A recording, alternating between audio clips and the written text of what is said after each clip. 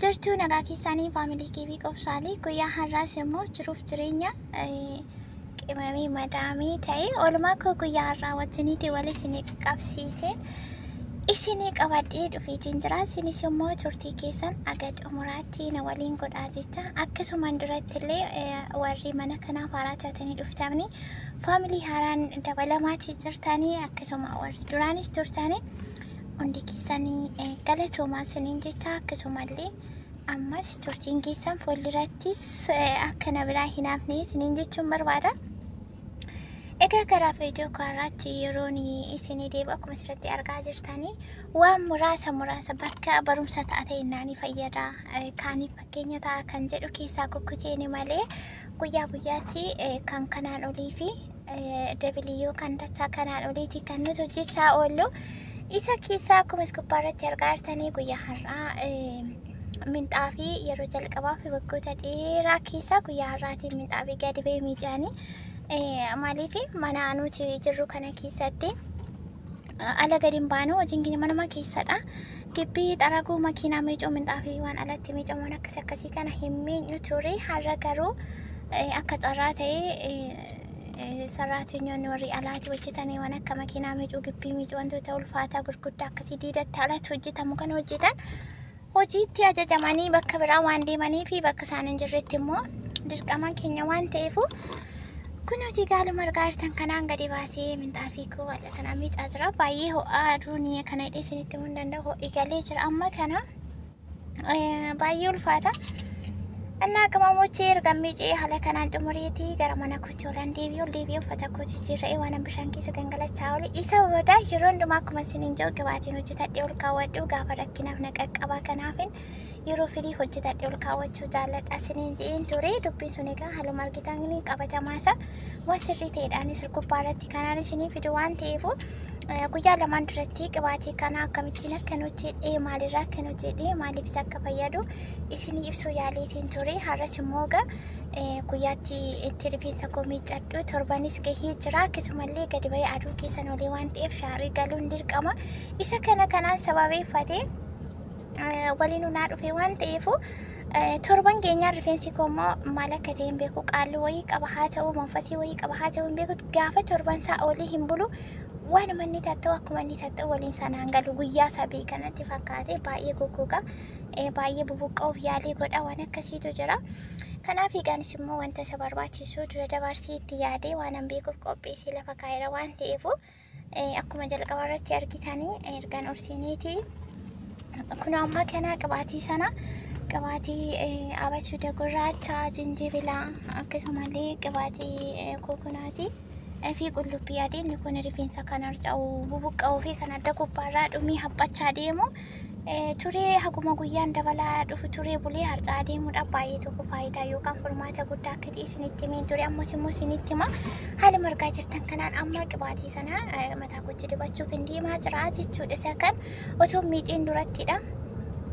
Osoo miiceen duratti qibaatii kana kunoo qodaa kanatti naqaatti haala kanaan itti dibachuuf hin qopheeffachuutti jira. Isinis immoo mokkoraa yaalaatti ilaala. Yoo wanti tokko lama sadii walitti dabaluu isinii mijachuudha baate wantoota tokko faayidaa kan qabanii kanis rifeensa keessaniif adda baastanii beektanii booda yoo yaaltan ta'e anuu otuma isin nalaaltanii otuma isin maal jettanii otuma inni kaan sobeedhu otuma inni kaan fudhatu otuma inni kaan falleessu yaanni namaa lafa kanarratti faallaadha. Silaas hundi wal qixamiti hundis tokko miti. Anis immoo kanaan jedhu hunduma fudhadhaa isiniin jechuu osoo hin taane egaa kun akkuma argaa jirtan otuma isin argitaniyyuu ani waan baay'een argee isiniin jechuu fi warri na waliin turtan faamilii koo warri turtani wanta kana dhugaaf subasaa mirkaneeffachuu dandeessa. Gammaatti jalqabaa gammaatti warri na wajjin turtanii yoo jiraattani kun gaaluma argitan kanaan keessaa kukkutii gaggabaasaa jira. Anaafillee isiniifillee yoon itti dheeresse gaarii miti waan ta'eefu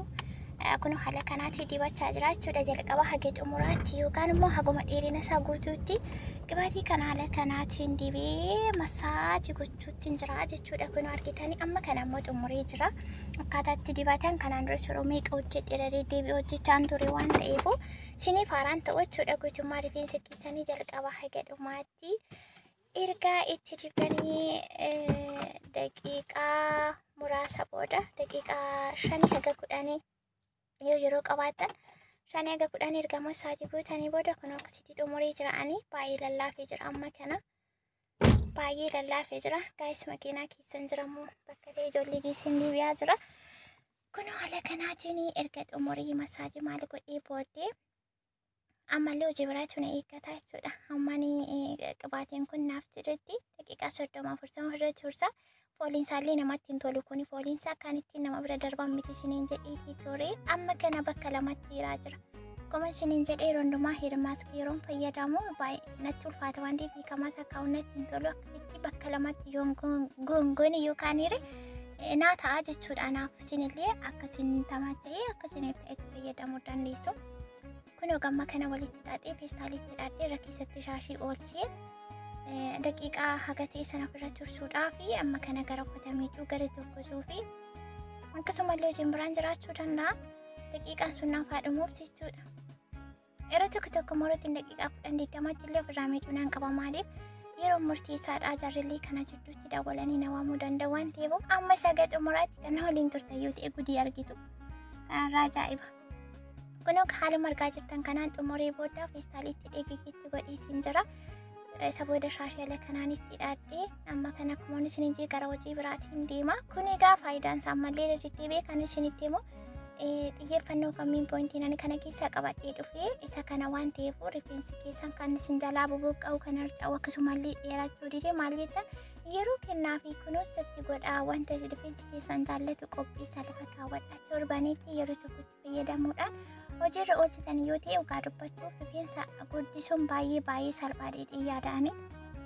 Anillee akkuma keessan ture dura anis akka nama tokkotti waanuma dhugaa natti hin fakkaatu uumamumaan jedhachaan ture garuu dubbiin akkas miti akka hin shawwadamne akka hin jalan darbine amma kana daqiiqaan siniin jedhu kan 30-40 sunis dhumee amma kana isatti hin argama fintifiitii keessan jira jechuudha maal gochuuf miicuu fi shaamboon ittiin miidhullee akkam godhu isa kana yeroo baay'ee isinitti agarsiisaa ture warri na wajjin jirtanii kuni haaraa isinitti ta'ee yaadu akkuma argitan baay'ee bareedee lallaaffisee walwalli godhee lafa kaa'ee jira kileeriin isaallee baay'ee kan namatti tolu kun amma kan miicutti jira jechuudha keessa kukkuteen jira viidiyoo akkasinitti neerannee shoortii godheetiin jira har'a kanaa akkasitti miicuu barbaade gara fuulduraatti gadi jedhee maaliif fooliin qibaatii sanaa ana baay'ee tokko natti ulfaate isinillee ilaalame warri beektan beektu fooliin isaa baay'ee tokko natti toluu didennaan fuulduratti gad abadii lafatti akkasitti yaasaatti jira keessaati jechuu egaa lamaan jaallatanii kan jaallatanii filatu yoo jaallatan kan jaallatan tokkuma taati faayidaa isa jaalladhee foolii isaa jibbuun immoo akkamire kanaafuu foolii isaa namii cifirraa balleessuu nan danda'a faayidaan sun immoo na fayyada erga faayidaa ta'e kan jedhu nuuf amansiisee akkasinitti galeetiin jira jechuudha uummata keenya egaa na waliin jirtu yaada qimamoonni bakka biraa kan deemne siin fayyada waan ta'eefu isa booda dhumarratti kunuu iskaalaa kireemii kana akka koondishineriitti fayyadamuu barbaade har'allee jechuudha.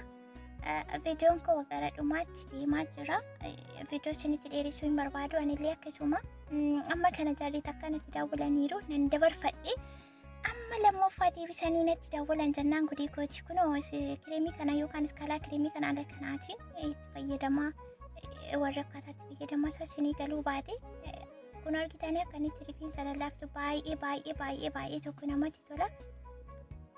Kunoo haala kanaan hiree jechuudha erganii dura rifeensa koo qabaatuma isiniin jedhee argitan sana itti dibee achi kaasee ofirra tursee ofirraa miicee shaambootiin qulqulleessee booda dhumarratti kunoo kireemicha itti dibaa jira jechuudha filuun qaba maaliif akka walxaxu hin barbaadanii rifeensi gaafa walxaxu miidhamaatii caccabaa ciccitaatee deema kireemii kanatti gaafa fayyadamtan ta'e qodaansa baay'ee guddaa waan ta'eef harkaan gadi seeninaa qilleensi galuun qabu of eeggannoo barbaada yeroo dheeraa akkasii turu yookaan turtii baay'ee akkasii turuu barbaadan sila dafee hin xumuramu qodaan guddaa waan ta'eef kanaafuu akeekkachiisan yookaan of eeggannootiin itti fayyadamuu qabdu yookiin saayinaa xiqqoo irratti maankaatiin keessaa baafachuu yookiin immoo qadaadinsaa guddaa waan ta'eef qadaadinsaa irratti irraa baafachuu dandeessu ammas hin fayyadu kan amma baay'ina rifeensa keessanii isin murteeffata.